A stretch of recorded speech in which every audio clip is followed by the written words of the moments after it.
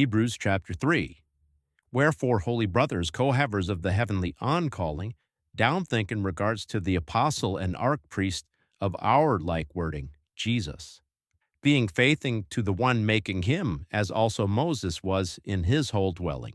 For this one has been considered worthy of more glory than Moses, by so much more, as more valuation than the dwelling site has he who prepared it with implement.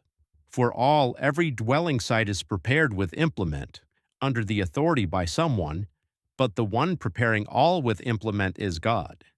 And Moses that abides was faithing in his whole dwelling site as a therapist for a testimony of those things being spoken in the future.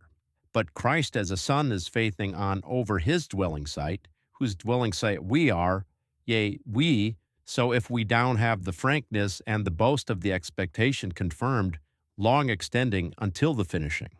Therefore, according as the Holy Spirit said, today, so if you hear his voice, you should not harden your hearts, as in the temptation, according to the day of temptation in the desolate region, where your fathers tempted me in due to the examination, and yet perceived my works 40 years. Therefore I was disgusted on account of this generation, and I said continually, they are errorized in their heart, but they did not know my ways. As I oathed in my wrath, woe, if they will come into my down repose.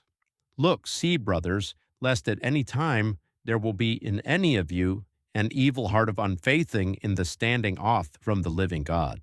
But for this cause beside call yourselves according to each day, until it is still called the today, lest any one out of you may be hardened with the deceit of the valance. For we have become co-havers of Christ, so if we down have the origin beginning of the below standing, confirmed, long extending unto the finishing, in that it is said, today, so if you hear my voice, you should not harden your hearts as those in the embitterment.